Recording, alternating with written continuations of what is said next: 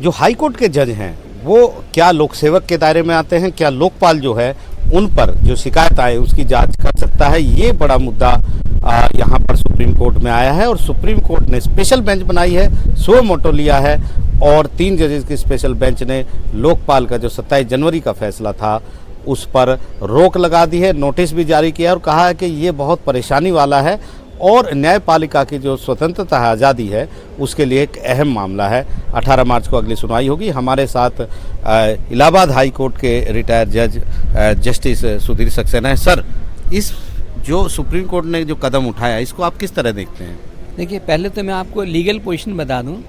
Section 14 जो Lokpal act है उसमें कार्रवाई हो सकती है, प्रधानमंत्री के खिलाफ हो सकती है, केंद्रीय मंत्री के खिलाफ हो सकती है और मेंबर पार्लियामेंट जो है उनके खिलाफ होती है। प्लस सेंट्रल या स्टेट गवर्नमेंट के जो क्लास ए और ग्रुप बी के ऑफिसर्स हैं उनके खिलाफ कार्रवाई हो सकती है। इसमें लिखा हुआ है कि इन लोगों के खिलाफ कार्रवाई हो सकती है। इसमें हाई कोर्ट जज कहीं भी नहीं लिखा हुआ है, हाई कोर्ट से मुझे नहीं लिखा हुआ है।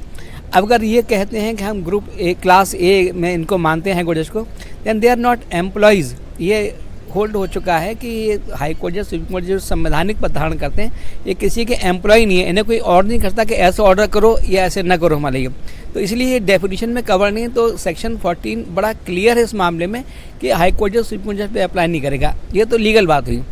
और दूसरी बात यह है कि हाई कोर्ट सुप्रीम कोर्ट जज तो रोज ही सैकड़ों ऑर्डर पास करते हैं।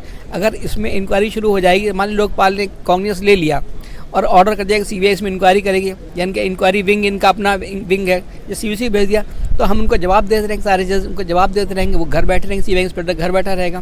That is not constitution scheme नहीं है ये। मतलब अपने यहाँ सुप्रीम कोर्ट ने हमारे इन हाउस इंक्वायरी का प्रोसीजर ऑलरेडी बनाया हुआ है। ग्रेव मिसकंडक्ट होता है तो पार्लियामेंट इम्पीच का प्रोविजन है, तो जो भी इनके खिलाफ हो सकता है वो संविधान में प्रावधानित है। किसी पार्लियामेंट्री एक्ट से एक तो अगर बनाते तो भी नहीं ले सकते थे, हालांकि लोकपाल एक्ट में तो प्रोविजन है ही नहीं इनके खिलाफ कार्रवाई करने का।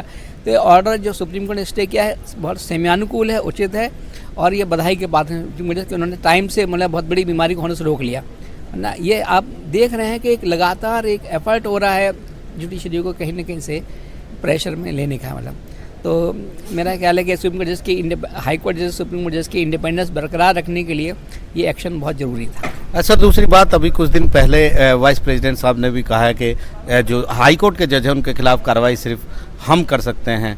तो ऐसे में इधर लोकपाल ये कह रहे हैं बहुत सारे केसेस हैं, शेखर यादव का केस आया, सुप्रीम कोर्ट में कॉलेजियम ने उनको बुलाया।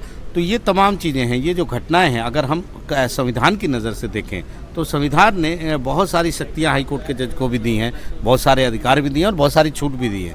तो उन छूट पर एक हाई कोर्ट का जज संविधान के मुताबिक उनके खिलाफ क्या कार्रवाई हो सकती है? देखिए, संविधान मुताबिक तो केवल उनके खिलाफ इम्पीचमेंट होता है। यहाँ वाइस प्रेसिडेंट ने कहा है कार्रवाई वो कर सकती है। ये सही है कि कार्रवाई जो इम्पीचमेंट की होगी वो केवल वहीं का हो सकती है, राज्यसभा से हो सकती है, वो उसके चेयरमैन है राज्यसभा के, तो इतना पार्ट तो सही है।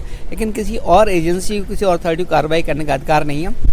वो भी वाइस प्रेसिडेंट तभी कर पाएंगे जब इम्पीचमेंट के प्रोसेस इनिशिएट हो। मतलब अदरवाइज किसी को कार्रवाई नहीं, सिर्फ सुप्रीम कोर्ट की इन हाउस जो इंक्वायरी कमेटी है वही करती है। शेखर यादव वाले में वही काम हो रहा है। तो हम नया एक इंस्टीट्यूट, नई एजेंसी, नया सिस्टम क्रिएट नहीं करने जा रहे हैं जो एक और बैठे जुडिशरी के ऊपर और इनकी कार्रवाई को प्रभावित करे या इन्हें उत्तरदायी बनाए कहीं और। मतलब ये ऐसे प्रयास निरंतर हमें दबाने खत्म करने पड़ेंगे जी। तो साफ तौर पर एक बड़ा कदम सुप्रीम कोर्ट ने उठाया है जो न्यायपालिका की जो आज़ादी है, स्वतंत्रता है, उसको मजबूत करता है। नई दिल्ली से आशीष भार्गव, एनडीटीवी इंडिया।